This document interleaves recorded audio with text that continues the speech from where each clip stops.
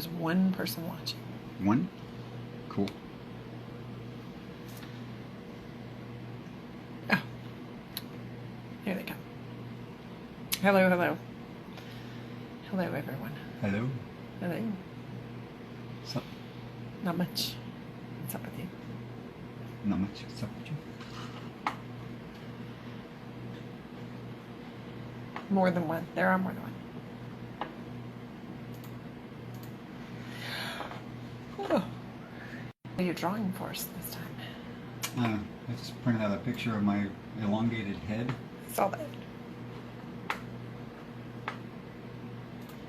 Love your work, sir. I emailed you a month ago, but didn't have luck with response. Oh, I will get to pixel surgery.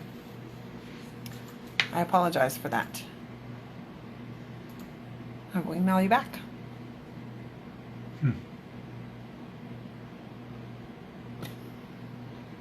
Olga is using the main account. She didn't give me the password. Why not?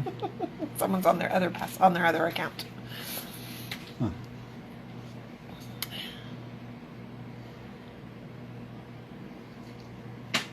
So what's up? Not much. Not much. Not much for you. Just figured I would draw my elongated head. Huh? Very cool. Not not trying to do a tight self-portrait or anything. It's just using it for like a kind of a caricature type reference because I have a caricature kind of face. Oh. Parasitic Toenails asks what made you want to draw your elongated head. I don't know, to do something different because I do creatures a lot on our feed. So. Very cool. It's very cool. So.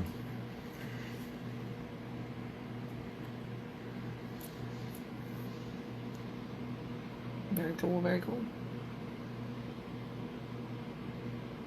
The Alligator 63 says, seriously, one of the greatest artists of our time. That's very kind. You're very kind. That's a nice thing to say. Thank you.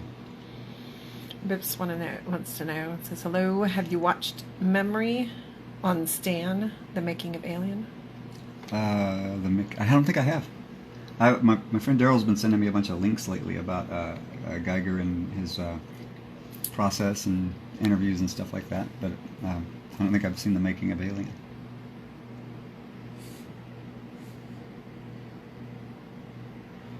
They say your work is stunning. Oh, thank you. That's very kind.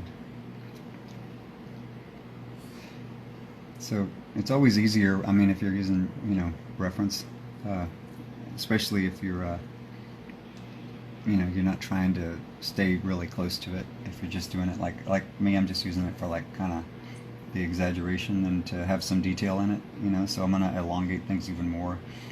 I guess you could say it's more like even a caricature, Mm-hmm. So. Ashley Rose asks, how many years have you been drawing? Well, I mean, pretty much my whole life, I guess, but professionally, since I guess 1988 is when we figured that out, huh? Yes, 88, which would be 32 years. What is the pencil gradation? Probably the hardness of it. Is that a 6B? What now? This is 6B. Yeah. 6B pencil? Yeah. So it's always interesting when you're drawing from reference because what you don't end up doing ends up, at first it looks kind of funny because it's, it doesn't look like the photo sometimes, unless you take a lot of time to really, observe and make things accurate. Mm-hmm. But which I could do. I could sit here if I wanted to, either grid it or, just sit here and eyeball it for a long time and just go back and forth and erase a lot to find the perfect lines and stuff. But don't really care about that right now. Right. Pixel Surgery asked if you stick to a specific brand of pencil. You really like the Tombow Mono 100s. I do. I like the Tombow Mono 100s and the Mitsubishi Hayumi for the real soft lead. But mostly the Mono 100s I use almost all the time now. And you're using the Strathmore 400 medium weight? Yeah, just the regular surface drawing paper. Medium surface, I guess it is. Mm-hmm. Not terribly smooth, or because I like the tooth a bit.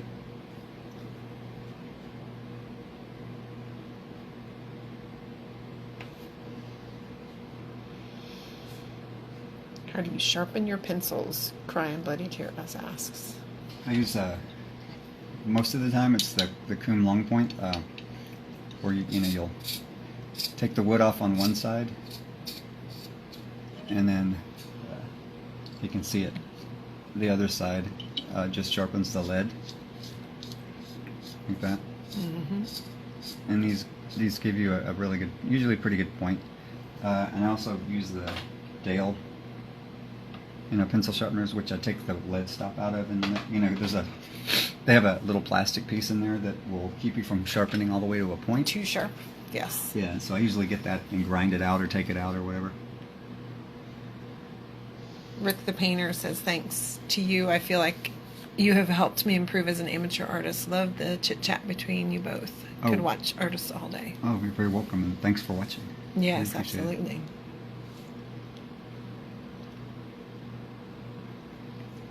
I mostly use a reference for guideposts. I don't. Mm-hmm. I mean, I have things in the past that I've done that have been specifically there for, to be kind of accurate with, especially if I'm doing something that's, I don't know, I tend to try to stick closer to it when I'm doing more figurative stuff, Mm-hmm. because you can really, go out of bounds pretty quickly with a figure, and if you're not stylizing the whole figure, it'll show up. Look wonky. Yeah. Ashley Rose asked, how many sketchbooks do you fill in a year? It's hard for me to say because I don't use just one sketchbook, and I don't stay in one sketchbook until it's finished. I have a bunch of drawing pads like these, and That have like three drawings. I tend to pick them up, draw things in them, and tear them out, and so I don't really fill up a sketchbook. Right. I do have one sketchbook that I go back and forth with a little bit, but it's even that one I don't use all the time. Well, we usually, like once a year, we'll go through all of the half-used sketchbooks and see there's like 2 pieces of paper in it or something, unused paper. And Argon Star asked, have you experienced imposter syndrome? All the time, actually. We were talking about this, I think, last week. There's always a time where I feel like, that I one time I feel expressly lucky to be able to, to do this for a living, because, it's so much fun.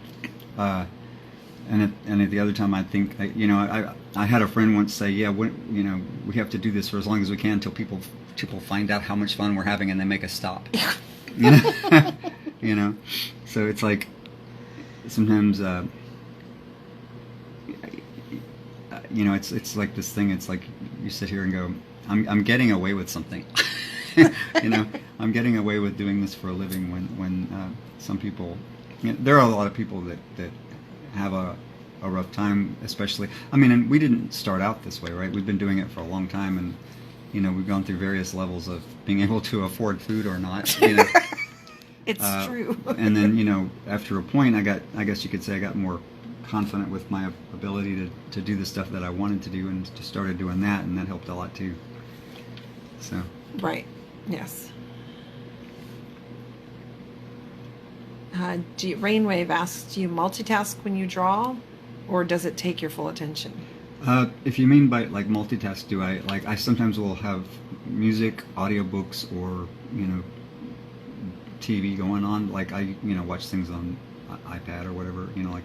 But you don't really watch them. I don't really watch them. I just listen to things, and it's usually like stuff I've watched or I've seen before, so I don't have to look up all the time. So.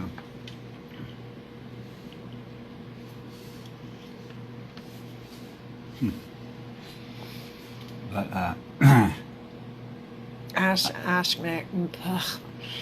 McNair asked, hello to both of you. What is expressed in some of your more abstract work, the work that doesn't really have a clear form or subject? I used to say it was kind of a map of my subconscious or my psyche. These are just the way that I imprint patterns on chaos, I guess you could say. And a lot of times, even the more abstract forms have a sort of a figure sort of buried in them somewhere, or an entity in a way. Mm-hmm. And I like shapes that begin to look like something, but then when you look at them on examination, you find out they're not really what they appear to be. It's sort of an ongoing, I guess, a theme that things aren't often what they look like they are. It's that whole thing about that beauty doesn't equal goodness, and things which are grotesque don't equal them Right. being bad or wretched or even Right. Or that you perceive as right. that. How do you draw hair without it looking overworked?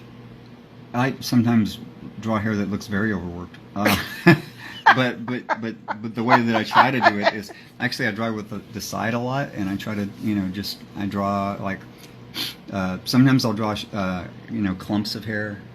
Sometimes I'll get back into it and draw like individual strands. Oh, It right, just depends. right. And you don't do every individual strand. No, not do. usually. So it usually helps just to draw like the shape and the volume of it. Whereas something like this, if I were really going to get into it, I could get into drawing just the gray, where it's defined, like just a few real sharp lines and stuff. Someone asked when you took this photo. Like 10 minutes ago before we started. Yes, that's what he looks like. Did you stretch that out? No, that's what my just head you. looks like. Well, you said your elongated head. I thought you my were head like just looks elongated. Of course, that's part of that is the lens of the phone, right. But mostly it's my head. Yes. So Your head isn't elongated. I couldn't figure out why you kept saying that. it looks very long to me. It's because of the cheeks are kind of sunken. It makes it stretch out and look a little bit more. Right. I have like this. If you see this in comics, they draw it in comics a lot, but you don't see it on people that often because they have more weight in the cheek right here.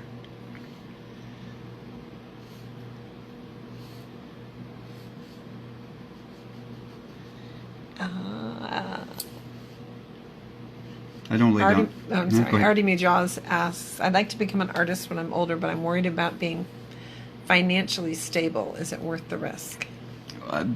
It's it depends on what you mean by financially stable, Right. right? Because the stability that you have mostly comes from your own persona, right? So there are times when we didn't make as much money, but I felt stable because I was secure in the fact that I would keep working at doing something until I did. It's like I traveled a lot when I was young, and I had to live in unstable environments, so I guess I grew to become stable in myself no matter where I am. And being financially stable to me is obviously, there's a lot more to it because, if you don't have money for food, it's really difficult to do certain things. Right. And we've been there before, and when I was younger, we would do different jobs. Is it worth the risk? I don't know if that's the way you answer that question. I think it is whether or not you're an artist and you want to do art. It's more about answering that question first, and then if you are an artist and you do want to do this kind of stuff for a living, the risk is something that you manage. Right. You have to figure out if it's, that's all so individual, right? Right, because do you have kids? Do you have I a could spouse? give you, we've talked about this before too, I could give you a completely, like a business model of myself or somebody else that has, has done artwork for a living and has been successful at it. And there's no guarantee that it'll work for you. There's no guarantee that, for instance, that, for one thing, we all do different art. We're Right. all making different products, and even if we're all working in the same medium, we all make different things, and so it's very difficult to use a business model across the board that works for everybody, right? Right. So it's just one of those things where if you're an artist, you're going to do it, and the risk management is kind of I want to say it's not something you should think about, especially at the beginning, because you have to find out if this is something you want to do before you, I wouldn't do any job based on whether or not, for me, this is my own personal opinion. I wouldn't pick a job based on my thoughts of how well or poorly I would succeed at it. I would do it based on whether or not it was something I needed to do. Right.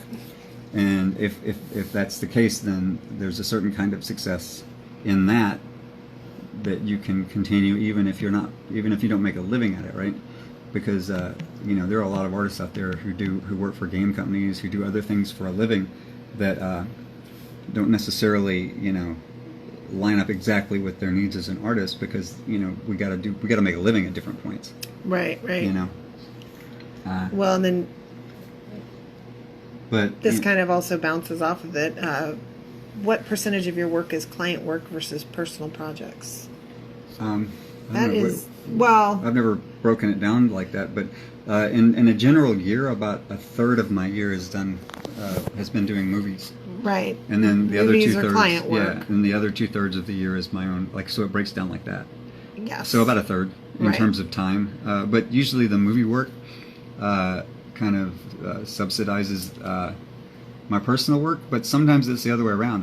Sometimes I've done really well with my personal work in a given year. Right. And it has made more than the film work, that I've done in terms of Right. content. I mean, and at one point when we were doing you were doing other kinds of work, different genres of artwork, still was much more fantasy, and we would make most of our income. Most of the income wasn't on contract work. No, it was almost always so it all kind of- personal work. At that It kind point. of fluctuates, and this year everything shut down. Right. There all movie haven't, work. haven't been that many films kicking off for Right. from what I've seen and heard. So you've just pushed hard all the personal work. Keep shoving it at you. Although you've got some. I do have a Contracts. contract that You got a couple contracts Well, I have lined an up. open-ended contract that I've been thinking about quite a bit. Yeah. And I've been playing with behind the scenes, because I like, if I have like an open end on a timeline on something, I like to take as much time as I possibly can to get to it, because I just like to think about it for a long time. You can't often do that, but in this particular instance, I wasn't given a hard deadline on anything. So What types of jobs let you work with pencil and paper in the digital age? every concept art job I've been on has let me work with pencil and paper. When I've chosen to do digital work, it's just simply because I wanted to do something in the digital world. Right. When I worked for Del Toro, he absolutely had rather see graphite than digital, even though he does. He employs digital artists as well. I don't think he has a bias against it. I think he just likes having originals at the end of it, because he takes everything and keeps Right. it. But yeah, for my part, almost everybody that's hired me, nobody's ever asked for digital, really. Yeah, Vita says, I love your art. Oh, thank you. Metal Babe says, hope you're both doing okay and are safe. Oh yeah, well, we're basically in the house most of the time, and we only really go out for groceries and I meds and made the stuff. kids come with me today. Oh, you guys, yeah, they went blueberry picking today. We did, because it's gonna rain for the next 4 days, because we have a tropical storm heading our way. I love storms. I mean, I don't, I don't like, people getting damaged by storms, but a storm is my natural environment. What's your favorite art medium? I would say that my first love is probably graphite, but I love oils as well, because there's a lot of stuff about oils. I mean, I move faster in oil than I do in graphite. You can lay in a background color in oil, and a fraction of the time it takes to do a gradient or a solid layer of graphite. Well, if you do it, if you're making it smooth. Mm-hmm. So, but I pretty much I go back and forth between whatever medium I happen to be working in at the time. Like I'm doing this for this, but I do have I have oil paintings that I'm working on at the same time. I have a couple pieces in progress, and some that are ready to go. I have one that's sketched on the board over there that's 24 by 48. That's a big one. Yes. That I was kind of building up to. It's all a question of stamina too. It's like, what do you have the energy to work on? To me, it's like so easy just to sit down and grab a pencil and work. Whereas, to me, oils are a little bit more. You have to a little bit more Involved preparation. right. Stuff like that. Absolutely. The Lotus King was made in which medium? That was started out It with powdered was graphite. started off with powdered graphite and ended with oil. Right. Powdered graphite, and it was 24 by 48 24 by also. 48, yep. A large piece. For me, anyway. Yes. I'll post this drawing after he's done with it. We'll see where I take it and what I do with it. Yeah, that's true. That's true. I'll show you let me grab the one I was working on before though.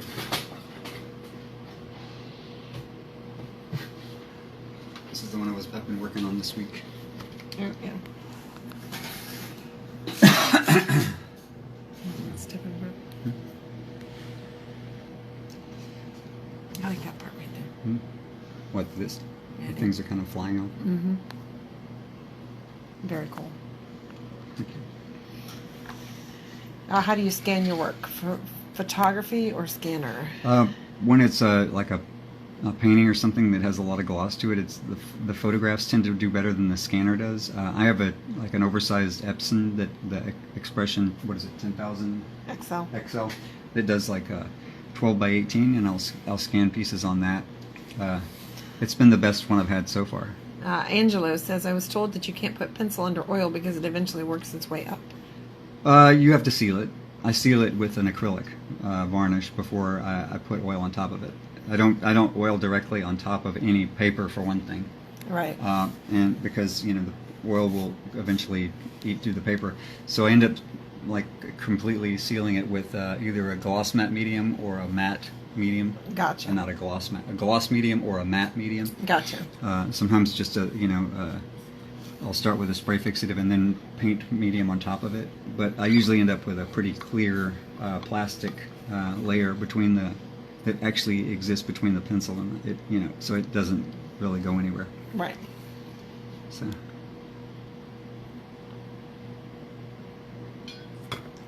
Oops, sorry.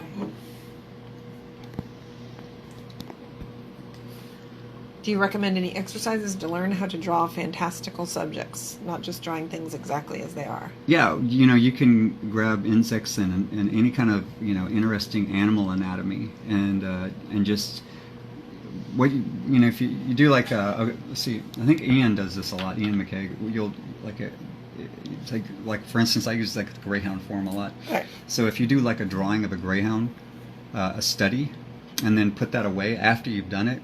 But then take your memory of that, and then take that and apply it, and make it into a creature that isn't a greyhound, but use the anatomy cues like the chest volume and.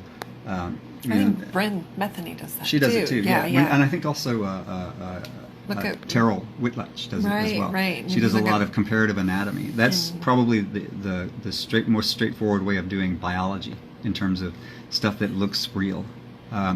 Much of the stuff that I do is loosely based on figurative and biological stuff, but I don't, because I'm doing something aesthetic with it. I take a lot of liberties with whether or not the biology would work, because a lot of it is metaphor or is meant to be viewed as sort of it's more about the aesthetic quality of the piece than whether or not this looks like an alien biology that could exist. Right. So they're asking about the piece from last week that was holding the black spheres. You were painting on it.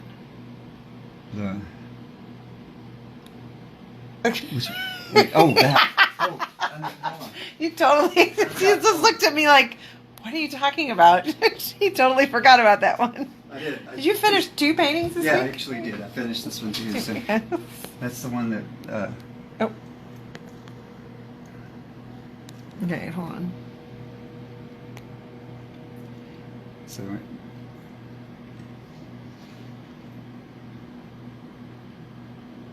I kind of forgot about it.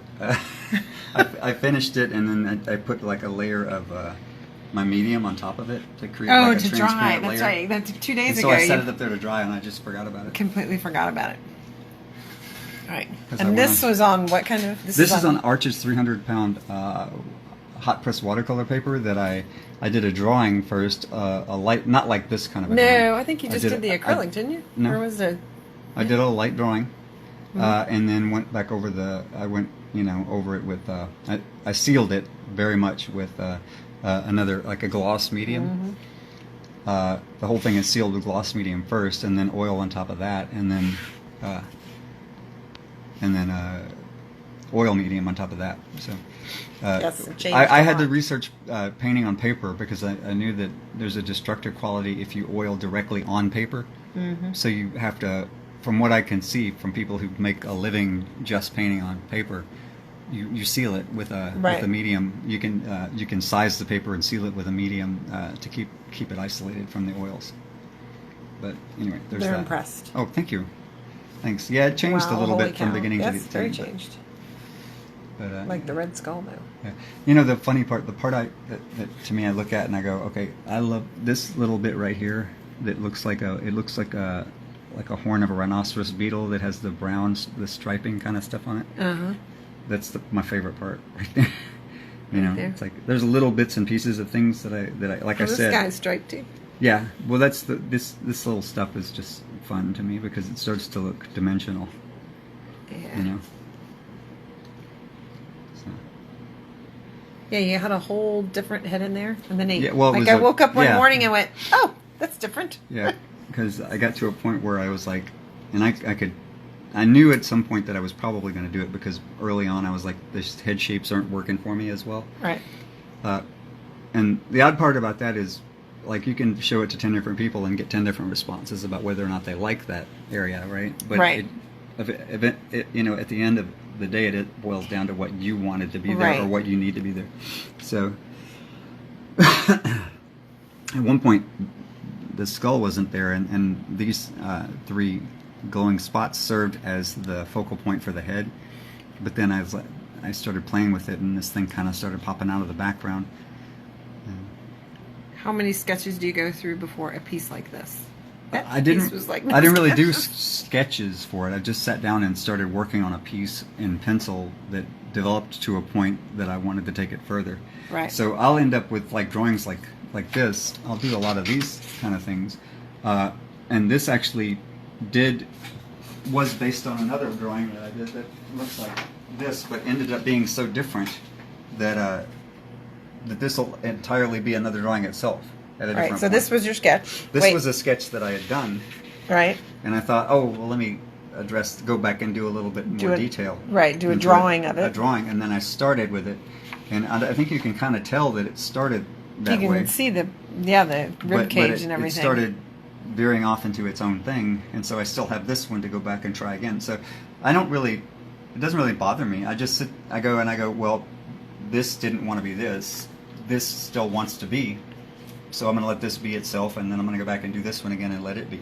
And then And if it changes again, I'll just go in a different direction again. Yeah. Because there's a couple of them that you have over and over again. yeah, That you've, and I'll just keep doing it until I either get to the thing I want here or move on to something else. So. It's fun like that. You never quite know. Oh, and that guy. Here's another one. I think I might have started this on a live feed at one point. I'm not sure. Mm-hmm. You did.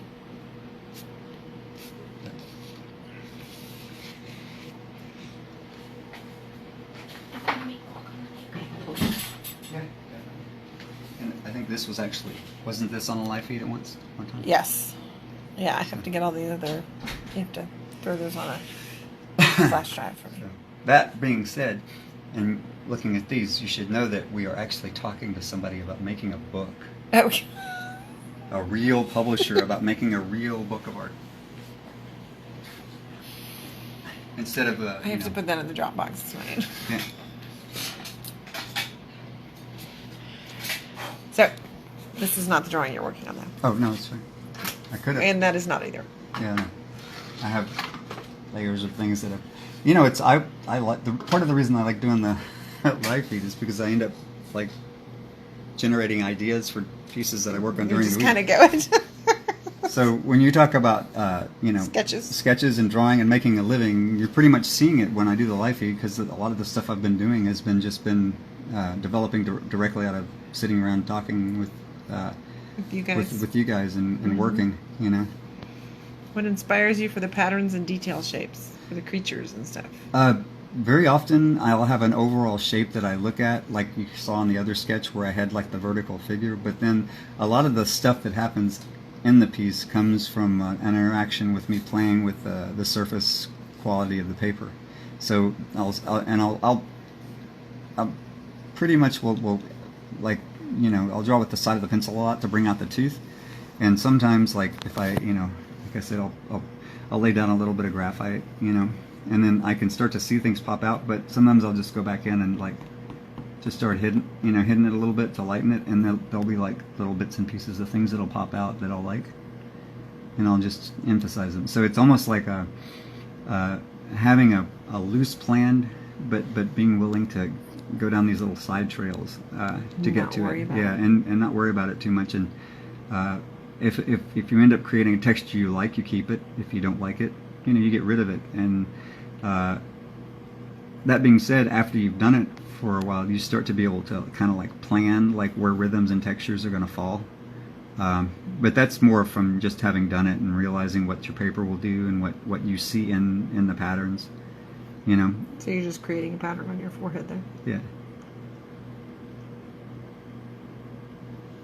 And really, when it gets down to it, gets down to also realizing that this is, you might be working sometimes like I do, where I respond to what it seems like the paper and the medium want a lot, but it also, you get to a point where you realize it's all in your control.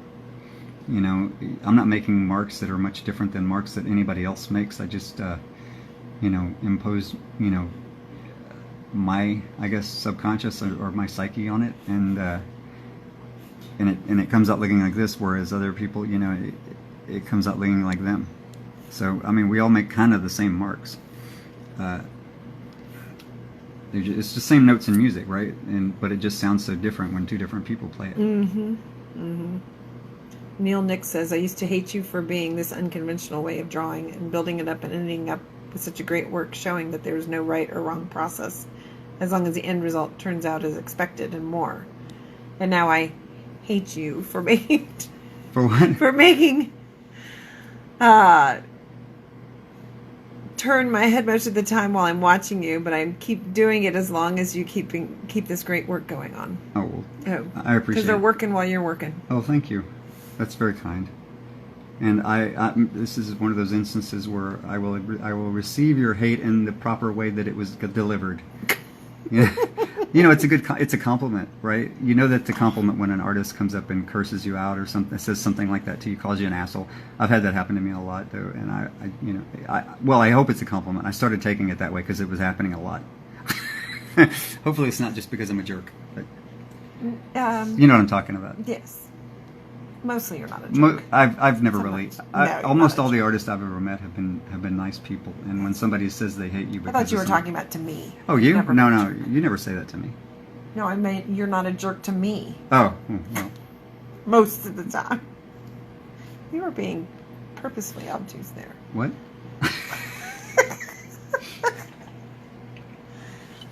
You can sharpen your pencil. Oh. Yeah, I walked in here. There's apparently your new thing is throwing all of your pencil shavings on the floor, and now my socks are black. What? I don't do that. Oh my god! You just did. I'm coming in here with the shop vac tomorrow. So, the it's other flat. I sometimes I'll make a flat lead too, just because I like working with a chisel point. I guess it's a chisel point or it's a spatula type point. It does. It's like, now it is gives that you still more, a Tombow Mono? Yeah. Oh, okay. I just trimmed it with an X-Acto blade to get a flat. And it just, I don't know, it just gives you a little bit more of the texture of the paper when you do it that way because it's a broader surface. Mm-hmm. No, that's the Cume Long Point is just from Dick Blick, right? Or yeah, even you can get it Amazon from anywhere. Dick Blick, Amazon has them. Any art store. They're like $7 or $6. Yeah, and they come with 2 spare blades. So. Yes, he throws them on the floor like peanuts at the bar. Yeah, but I end up vacuuming here sometimes. But so it comes with 2 spare blades. But remember, if you get this, when they start to dull, first before you use the 2 spare blades that come with it, switch these 2 blades, one for the other, because they're wearing at different places. So if you switch these 2 blades first, after they wore out, and then when those 2 wear out again, switch to these 2 blades, and then do it again. It's like having 4 sets of blades. No, seriously. I believe you. I do. Because if you think about it, this one is used to sharpen the wood part, and this one only sharpens the lead, right? So this the top part of the blade is Is the only all part that ever clean gets. and- Yeah, yeah, it it's always sharp. gets very. This one is very little used, so you swap them, and then this one, the part up near the lead isn't really as worn. So it's like having 4 blades instead of 2. Right. Instead of just throwing out the thing. Right. That is a cum long point. K-U-M. Yeah, we say cum because it's unfortunate if you say it the other way, and people like make fun of it. But, you know what I'm saying. Yes. But I don't know actually how the people who make the blades pronounce it. But it's spelled K-U-M. K-U-M. Yeah, just Yeah. oh my And they're god. made in Germany. It just autocorrect Kim. Lord. Okay. Your airbrush has been going off. I know. Compressor? Yeah, my compressor. I use an airbrush to put matte medium on paper when it's really thin, because if you brush it on, it buckles. Right. But an airbrush you can spray fix it with matte medium, and if you do it lightly, it won't buckle the paper. Right. But it keeps going off. That's just because there's a leak in my hose over there. Oh, okay. How do you get the chisel point on that pencil? I use a blade, like an X-Acto.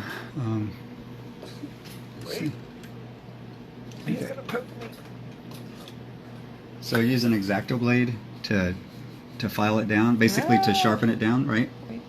There we go. Use an X-Acto blade to sharpen it, right? And then I use a piece of paper or a sanding block to sand it to a fine point, right? I use these to sharpen erasers. That's because he sharpens erasers. Yeah. So if you take like the 2mm erasers that come in those Tombow Mono micro erasers, you can put them in a 2mm pencil and sharpen them on these things, and they work just fine. And they're a little bit more controllable than these things are sometimes. So basically, it's the same eraser in both of these. I like it in the pencil format rather than the smaller one. But. Gotcha. Oh, and this is a pencil extender that I've been using. That's from Elegant Utility on Etsy. Mm-hmm. I think these run around. They're in the $20-$25 range, but I mean, come on, these are brass, and you're probably, if you only need like one, you'll never have to buy another one after this. Yeah. So.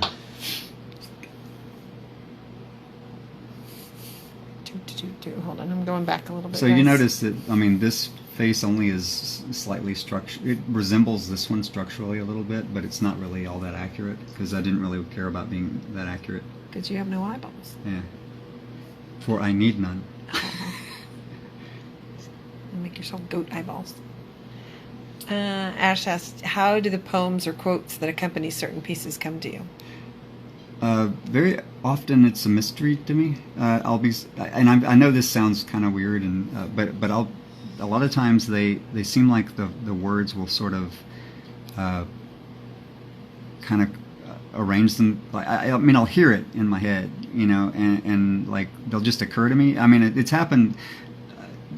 I've read a lot, so it's funny to me that I have this strange thing that kind of happens every now and then. I'll have this phrase that'll pop up in my brain that'll be associated with a piece, and it'll use words that I don't actually know what they mean, and then I'll have to go and look them up, and they will actually be 100% of the time they are real words that actually fit the meaning of what the piece is about. And I think maybe that I have a subconscious ability maybe to extrapolate context. Words, the meaning of words from context, from things that I've read in the past. Right. Like I had one piece where I don't know if I've ever put it out there or not, but it was called the Novation of the Saints, and I had no idea what the word novation meant. And then when I went and looked it up, basically a novation is a new contract, or in another word, a new covenant. And I mean, and it sort of worked with the piece that I was working. You had either heard it long ago or whatever. I might have, yeah, or I don't know where. There have been things that it happens a lot, where the words seem like they kind of self-arrange. They'll just sort of pop out. Mm-hmm. They're asking, what is the last thing you read? The last thing I read? The Warded Man was... You read that? And by read, I mean I usually listen to audiobooks a lot, because I can do that and work at the same time, and I just listened to The Warded Man again recently, which I like a lot, by the way. It's a good story. So if you ever get a chance to read it's Peter Brett, It has the whole series, the Demon Cycle series, where it's pretty cool. There's a bug on your paper. There is? Oh, leave him alone. He's fine. He's tiny. I get lots of bugs in here. Have you heard of the artist Paul Calle? Paul who? Calle. No, I'll have to look it up. I'll have to... Calle? Wrote a book called The Pencil. Oh, it's possible I have it. I have to go look, because I do have at least one book about the history and of the pencil in general. It's funny, I was looking I looked this up not too long ago, but the word pencil used to mean very small brush. I do know that part. That it was when artists would paint with a brush, it was called a pencil until people started using pencils, in which I guess it looked pretty much like you were using a tiny little brush to make marks, so they called it a pencil. Can you talk about how you get values of the secondary smaller forms, like the lines under the bottom of your eyelid? These? Yeah. Yeah.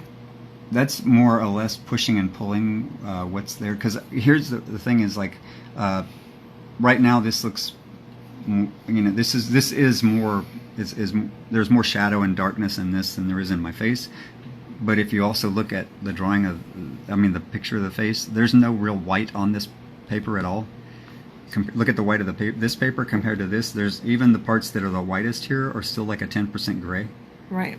Even though maybe the pinpoint highlight in my eye is just a little bit darker than the paper.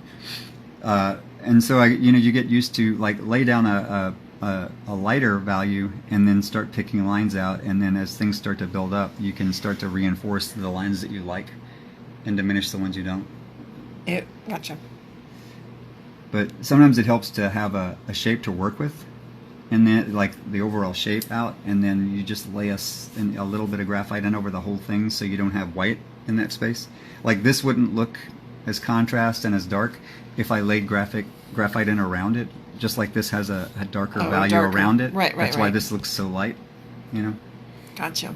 But if I were going to do that, I wouldn't have done it this way, because if I were going to lay graphite in around it, I would have done that part first, because these edges would have all been light, and there wouldn't have been lines. So I reversed some of that. Got it. For being on a white background. And you've done that before. Right, because if you're doing it very lightly, it would look good, because you would end up on a white piece of paper. You would end up doing, when you talk about lost lines and lost edges, right, you would end up losing the edges of the highlights when it went into the white paper, instead of losing the edges of the dark when it went into the dark area. So it will reverse. Right. Yes. All you have to do is mentally reverse it. Gotcha. You say that. Well, yeah, no, you can go back with an eraser, and you see that if I were to lighten this area here, kind of back up like that, you can just erase it. And so this was pretty dark, so it won't ever erase back to pure white, but it would be fairly simple to go in on the other side, though. And if you lay graphite away from the edge, to make the edge start to pop back out again. Gotcha. I see. There are very few real lines in things, in terms of, it's all up, when people talk about edges, that's what they mean, because we want to mentally, when we draw things, reduce them to lines for simplicity, but there are very few real lines, with maybe the exceptions of being at certain scales. Things like hairs and things like that will be a line. But even that is more like there are little areas of value, of even, so. Carly likes that picture. She's on high. Oh, is that Carly? Yes, she's up. Oh, hey, Carly. So, if you want to, to be, but I wasn't really trying to be very, like I said, realistic about it. So I didn't really push it for that. Hello, tiny algae. Tiny algae. How do you get that texture? Is it the paper? Yes. This is mostly the paper, and then going through it, and where it isn't the paper, noodling it. Yeah, you just make it. So sometimes when I'm working on my own, like when I'm working at night on my own stuff, I'll in an area I'll tend to just kind of go through and do this on top of everything before I start laying in a value, and then those lines will start to suggest certain things that I'll Shapes. then emphasize and play with. Is that Yeah. where you get some of the repetitive shapes in your stuff? Yeah, yeah, you know. Do you think art is a special kind of language? I do. I mean, it's a communication for sure. You know, and in that respect, you know, it's whether you're trying to communicate something to yourself, you know, in a wordless sort of way, or to other people. I mean, to me, the objective of doing it externally, rather than just thinking things, is you know, a need to communicate to others some aspect or something that you're trying to, you know, figure out.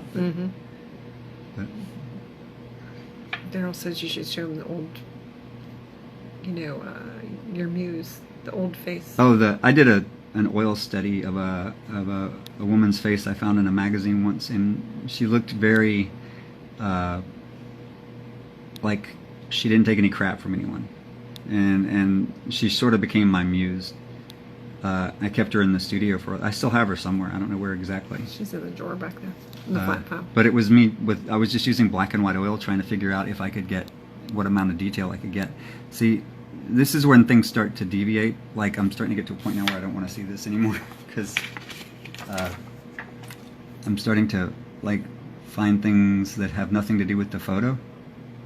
And now the reference is just sort of getting in my way, because I'm going to end up erasing or changing a lot of what looked like the photo, because I started. So what started happening? What was Get it? closer. What started happening in here is that it's harder to see in the contrast of the camera, but there's like some dimensional stuff that in reality that looks like right here. When you look at this in the real world, it Right. starts to look like there's some bump going on, and I want to, like, if I'll start following this and let this sort of infect the rest of what I've been doing, and it'll change. So during the week we'll post this, and I'll show you what it ends up changing into, depending on how far it gets. Yeah, it's like I was reading people's comments or something. All of a sudden, those three swoops across your forehead came out. I didn't even notice that. Do you follow a ritual when you begin drawing each day? I do have a Ritual both of the coffee. both a physical ritual of, like, you know, getting ready to work, whereas, like, you know, I'll have like 2 cups of coffee. Sometimes I go for a walk before I work, and sometimes I don't. And then I also have a ritual when I'm getting ready to start like a larger piece. I'll go through this kind of thing. I call it.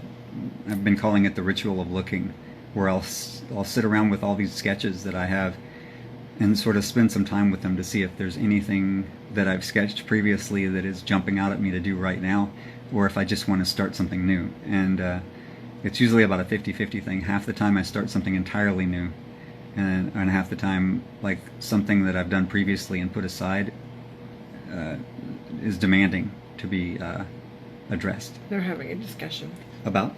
if you are a Dark Lord or not, Oh, or a wizard, let me know. or a wizard.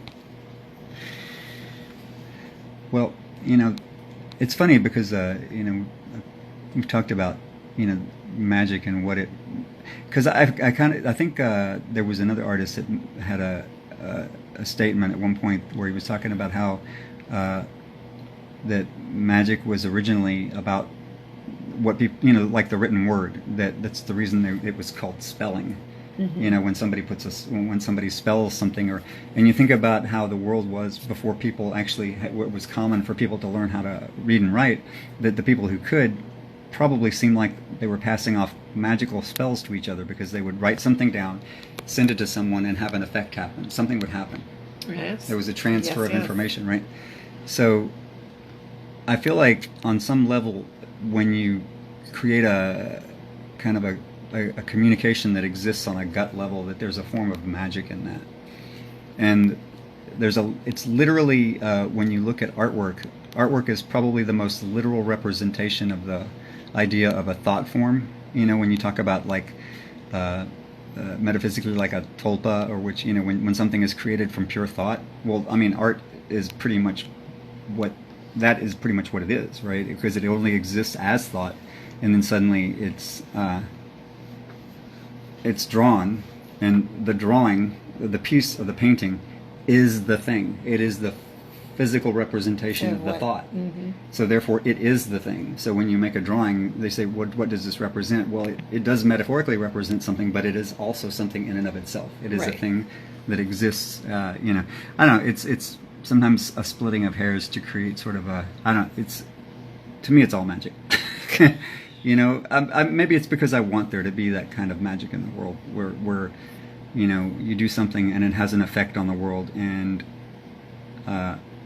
this is one way where that sort of, to me, seems like it does happen, is when people do the kind of artwork that speaks to themselves and to other people. It has an effect on themselves and other people, because it's this manifestation of like a lot of the stuff that I draw has more to do with guardians than with. I mean, a lot of people look at what I draw and they think it's monsters, but that's only because a lot of the guardians that I draw wear terrible faces, and that's because I believe that we pay too much attention, or we actually give too much weight to beauty in regards to how it affects how it is viewed as good, right?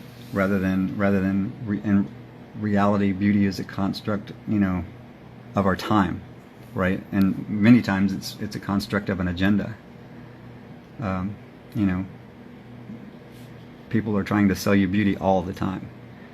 Oh man, that last narrative that you wrote. That's for this piece. I know. There's a narrative that comes with this piece that I've had for a piece. while yet, but well. Okay, so there's a narrative that comes with this one. Yeah, there's a narrative. There's a narrative for this one that will be written with it when we put it up, like in the next week or so. Okay, we can do that this week. And it has a lot to do with that, actually, what I just said. Yes. What do you think of texture and fetching drawings? I don't know. Oh, fetching? The portraiture is great. I love it. He knows what it is. Yeah. I don't know what it is. And I have one of his books. No, it's beautiful. Yeah, there's some incredible work there. There's another guy, I can't remember his name off the top of my head though, that is along with Fetchin. They work in a similar way. They both do beautiful work. I like texture when it shows up in anything, pretty much. Someone asked if this is not going to be a self-portrait then? In as much as most art that an artist does is a self-portrait in a way, but not really, no. Not a visible, like I'm not trying to do a likeness of myself. Sorry, I'm like moving around. I had to stand up. Mm-hmm.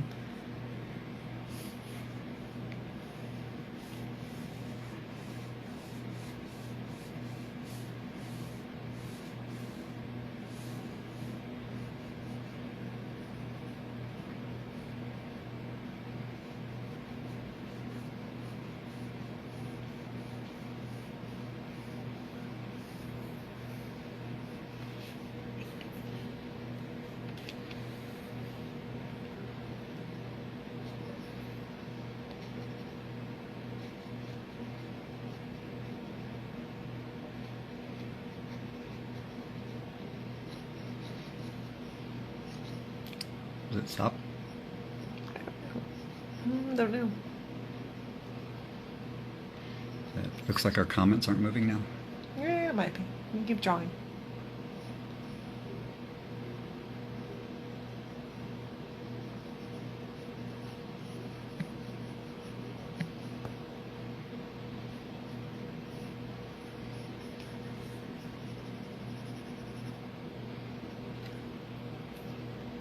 Very often, whenever I have dark areas show up, I'll go back and, I'll draw them in, but then I'll lighten them again, so I can go back and play with the detail and the texture. Somebody was asking about getting lines in the shadowed areas earlier. This is one of the ways that sometimes do it, was I'll just go over the whole thing and lighten some of it, not in a real precise way, just to, just make it a little bit chaotic again, so I can go back and play with what's already there. Right. I also tend to like to pick certain areas and do this thing. I'm not sure if I made up this phrase or if it just came from somewhere else, like art school or what, but something called I call it boxing the shadows, when you actually draw like a centerline shadow on the rounded forms, but then there's a slightly lighter area in the shadowed area, so it looks like there's a core shadow that follows. It sort of surrounds the darker shadows in the piece. It kind of makes it livens it up a bit to me, instead of it being just it kind of gives a little bit of an idea or the indication of a reflected light in the shadow. Yeah. Plus, it lets things like this pop out. There was a lot of like little circular threads in the paper right here that look cool. I think we are frozen. Are we frozen? Yep. How long were we at that point? It's a couple minutes. I don't know if you guys can still hear us or not, but on our side the phone froze. That's all right. That's all right. We can wrap it up. It's only been 45 minutes, but that's okay. Yeah. I'll still work on this though, and then we'll post it. Okay. You know. Well, if you want to keep the other one going. I can. The other, we'll keep. If you can still hear me, we'll keep the other video going, and then once I finish the drawing, or get it to a point tonight, we'll put that up on like YouTube, right, on our channel on YouTube, which you might want to say if you haven't said it. Yes. Oh. YouTube.com/Alan Williams Studio. This happens every now and then. It seems to be completely random. Yep. Sometimes people tell us that they can still hear us, and sometimes yeah, they but don't. my comments aren't going through either. No. So that's okay. Or you can just keep talking to me. I can talk about what's going on this week. No. I have no comments. You have no. Oh my God! I cannot believe you threw that on the ground.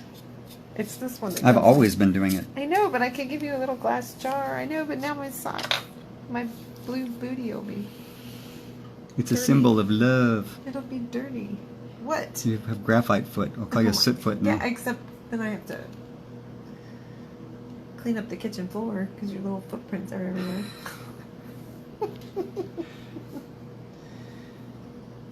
What have you turned yourself into?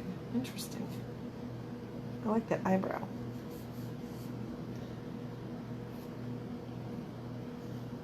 Okay, like permanently hurt my knuckle when I was trying to get the ice out of the ice maker.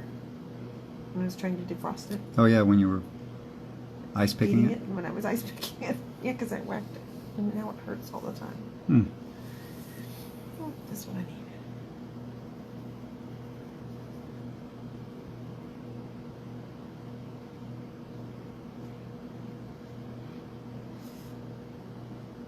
So not nearly as interesting if it's just you and me. Just joking. Is this what you would look like if you had a very long beard? Probably. If my beard looked really funky like this.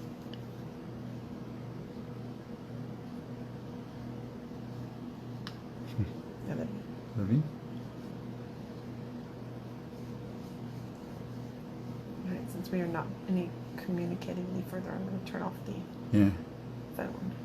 All right. Yeah, because we can't get anybody's questions now. That's right. All right.